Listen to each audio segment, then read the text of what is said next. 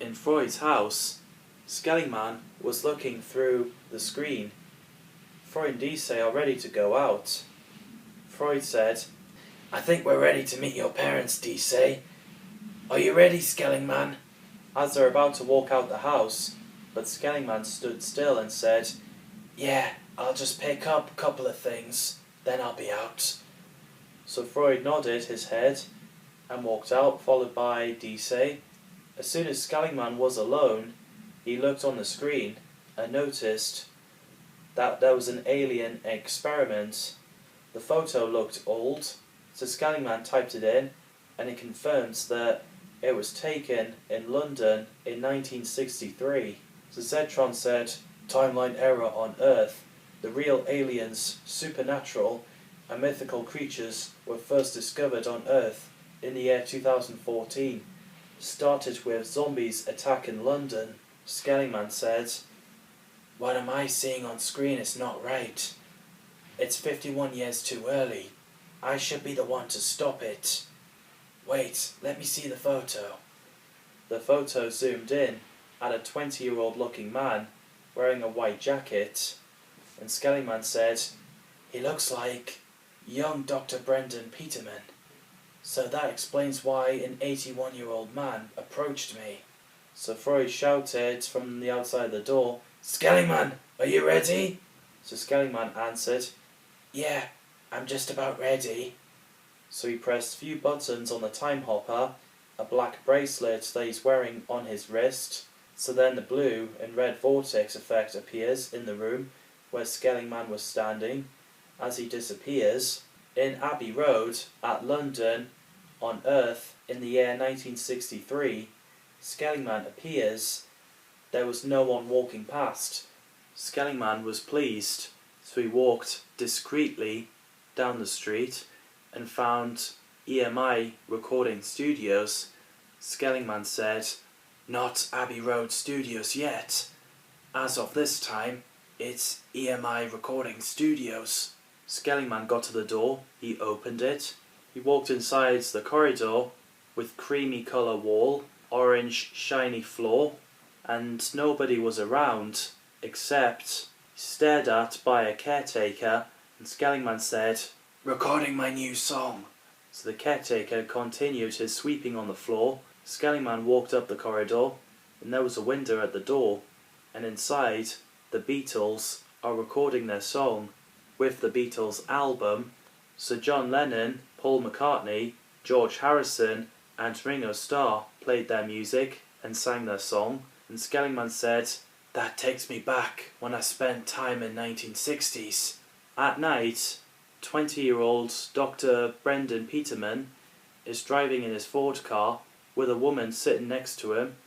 They're at the Epping Forest district. After the car was parked, Brendan said, "There we are, Maggie, just the two of us." Maggie was excited, so a couple got out the car and slowly walked down the woods. They're about to kiss, but then there was a blue light from the distance behind the trees, which lasted for a couple of seconds. Maggie asked, "What was that?" So Brendan suggested to take a look. So they walked to where the blue light was. By the time they reached it, there was an old man with his hand covered with red slime, struggling to get it off.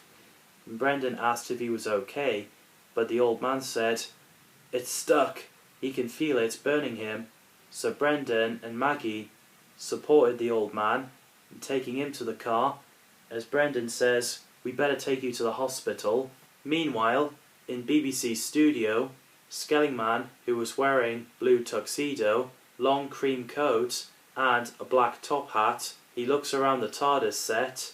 There was a brightly lit white chamber, lined with a pattern of roundels on the walls, and with a central hexagonal console which contained a cylindrical time rotor that moved when the TARDIS was in transit, and there was a police box that looks exactly like the original TARDIS exterior at the other side.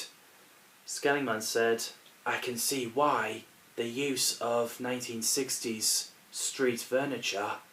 It was because of the budget to resemble police telephone box." that police used this to lock the prisoners up before there was phones and radios, and they use it to call for help. So Skellingman realises that he needs to go. Brendan got stopped by his boss, who Skellingman saw on the photo, and said, "Brendan, what's happened to him?" So Brendan replied, "This goo stuck to him, Dr. Livingstone, like something off the Blob film. It's spreading." So Dr. Livingstone replied, "I'll take him in, son." "What's your name?" The old man replied, "Alan Auden." Livingstone said, "Well, Alan Auden, I'll take you to my lab." Skellingman is sitting in the back of the taxi cab and explains that his look is just a practice for Halloween party. So then he said, "Just there, thanks mate." So Skellingman opened the door, got out the cab, he gave the driver the money, he walked off and found the science lab. Suddenly there was Dr. Livingstone, Brenda and Maggie helping Alan to get inside the lab. So Skellingman hid. After the staff got inside, Skellingman snuck in. Dr. Livingstone, Brenda, Maggie and Alan got inside the elevator. It went up to the laboratory on the top floor. As everyone walked out, Dr. Livingstone brought Alan inside the isolation room. He locked him in there. So Livingstone looked at the small 1960s computer. He does the typing. Skellingman sneaks past the security guards. He got to the elevator. He pressed the button. The lift went up to the one floor below Livingstone's lab. Skellingman is inside a closed-up lab. It was full of chairs and tables. He heard someone coming down the stairs, so he hid behind one of the desks. Brendan and Maggie got downstairs. They both walked to a little kitchen area. Brendan turned the kettle on. Maggie asked if Brendan knows anything about the situation. Brendan said, "It's beyond me. It can't be the same as the Blob, as it's only in a movie." And Skellingman ran up to them and said, "It is. Look, it might not make sense to you, but you gotta destroy it now." So Brendan asked, "Who are you? What's with the costume?" And Skellingman replied as he takes off the disguised clothes and hat, leaving the cape on, "I'm Skellingman, and it's not a costume. There's not much time. You're in danger, as well as the world and time." As Dr. Livingstone carries on typing and then looked inside the isolation room, Alan has disappeared. Livingstone's jaw dropped. After Skellingman explained to Brendan and Maggie about the Gelatinous Blob, Brendan said, "We have to warn Dr. Livingstone now." So he, Skellingman and Maggie ran up the stairs and into Livingstone's lab. He was about to open the isolation room and Skellingman shouted, "Don't open it!" So Livingstone shouted, "Who are you? This is private property." And Skellingman replied, "That Blob is dangerous." Livingstone said, "It's not. Look, Alan isn't in the room anymore. He must have wandered around." Brendan said, "Maybe Alan isn't there anymore, but the Blob still is." Suddenly, the glass broke, and Big Red Blob climbed out, and Skellingman shouted, "Run!" So Dr. Livingstone, Skellingman, Brendan and Maggie quickly ran down the stairs as fast as they can. Everyone got themselves into a kitchen area and closed the door and barricaded it with tables and chairs.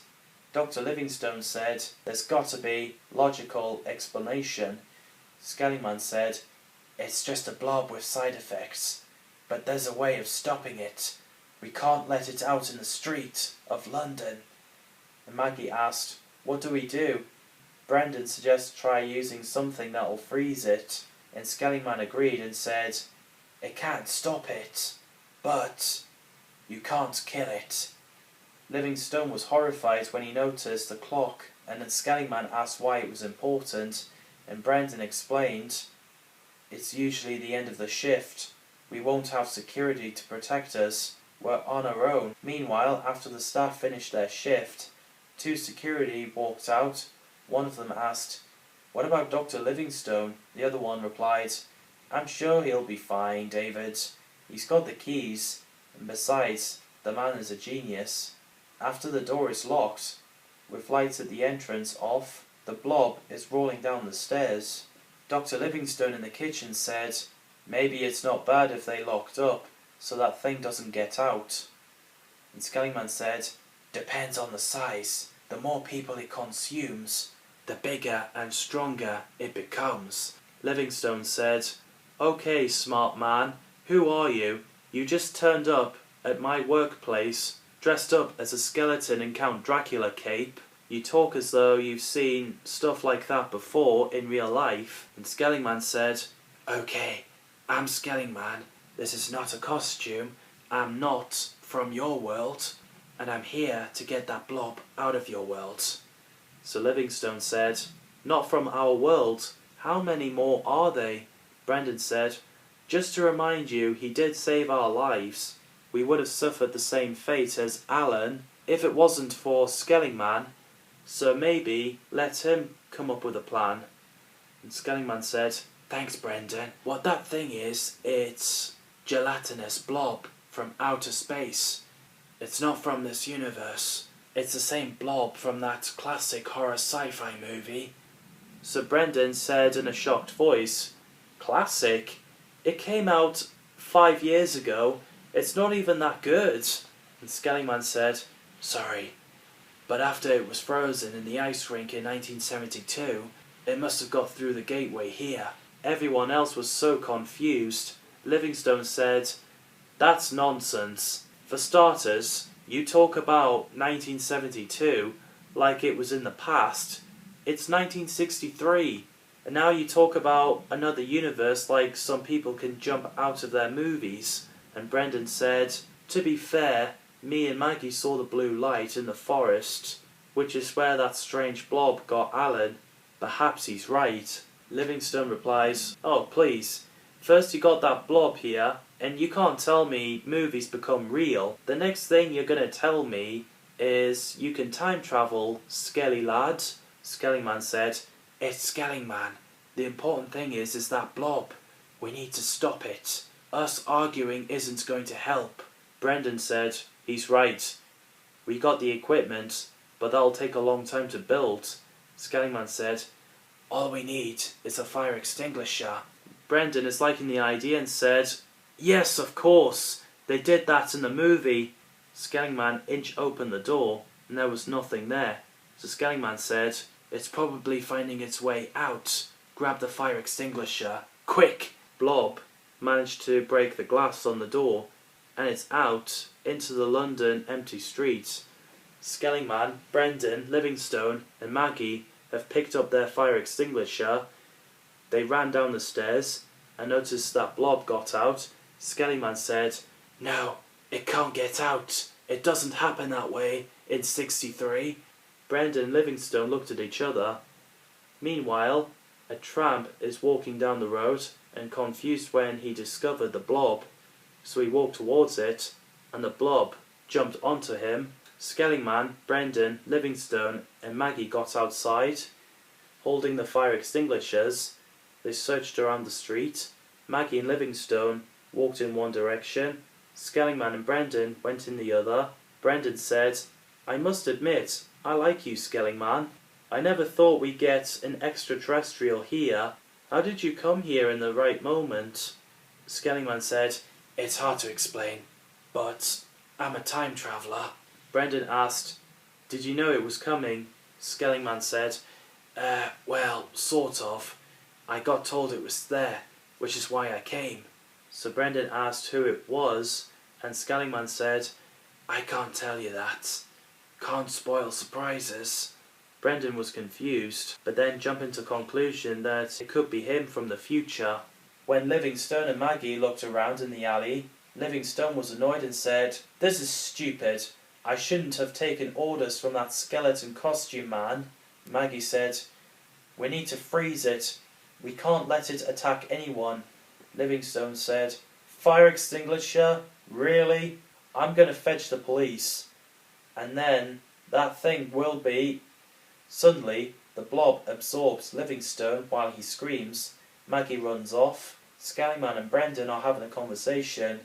Skellingman said, when we freeze that blob, I'll have to contain it and take it home away from the people. Maggie quickly showed up, and Brendan said, Maggie, are you okay? Where's Dr. Livingstone? Maggie said, I'm sorry, it got him. It's right there. The blob showed up, and it was getting bigger. Skellingman, Brendan, and Maggie fired their fire extinguishers at the blob. After a while, the blob is frozen. It became white and motionless. Skellingman said, We did it. I think for now I'll drop it off to Arctic until at least 2050 in case of climate change. So Skellingman walked to the frozen blob. He touched it as he teleports away along with it. Brendan and Maggie were so confused. Then Skellingman reappeared with empty hands. Brendan commented, That's impressive technology. And Skellingman said, Thanks. I don't know about you, but I think we could do with a cup of tea. Maggie replied, Sounds like a good idea. While 3 people have a cup of tea back in the lab building, Brendan said, We owe you our lives. And don't worry, Skellingman, I won't say anything. It stays between us. They wouldn't have believed me anyway. Skellingman said, Good, I'm pleased to hear it. Maggie said, I was thinking maybe you could stay with us. Brendan said, Yeah, we make a great team. Skellingman said, Thanks, I appreciate it. I really do. But I have a home and time to go back to. You'll be seeing me again, Brendan, when you remind me to come here and help. Give it at least 61 years' time. Until then, farewell. Brendan and Maggie waved goodbye. Skellingman pressed his time hopper and he disappeared as a vortex appears for a brief second. After that, Brendan said, Good to know that I'm still alive in 61 years' time. Skellingman appeared back home, and in the moment, just after he disappeared, Froid was shouting from the door, Skellingman, are you okay? Then Skellingman replied, Yeah, I'm ready now. So Skellingman walked out the house, and the door slid closed. Froid asked, Are you okay? You look as though you've been up to much. You've been time travelling again, haven't you? And Skellingman said, Yeah, but the history is running its course now. And Dicey asked, Does that mean the time is saved? And Skellingman said, Let's go meet your parents, Dicey.